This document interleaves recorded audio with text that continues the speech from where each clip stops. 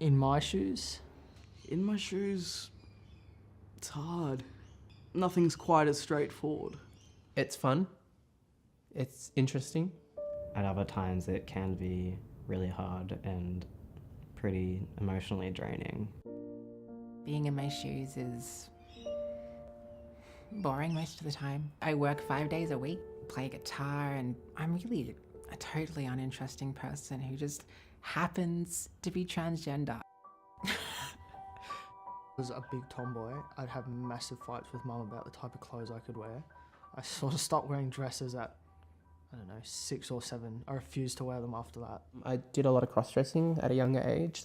I sort of knew I felt like a girl or a woman at my earliest memories. When I started to hit puberty, I sort of realized that something wasn't quite right. Before that, I felt like I didn't have a gender, like it just wasn't a thing.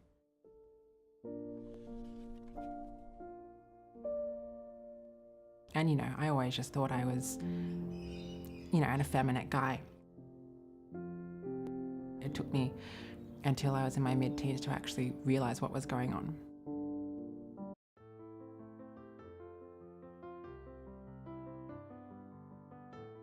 There are 700,000 adults in the U.S. who are transgender, and while we don't know the exact number of children, increasingly families are going public with what it means to be a transgender kid.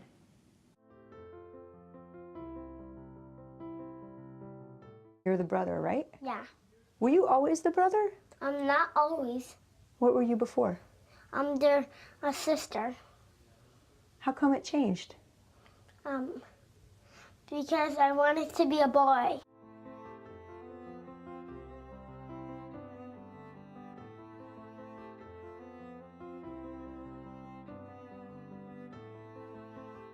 Her need to play boy roles and her need to be seen or spoken to as a boy at home became very persistent and very consistent. Those are the hallmarks of a possibly transgender child: consistence, persistence, and insistence. And she was meeting all those markers.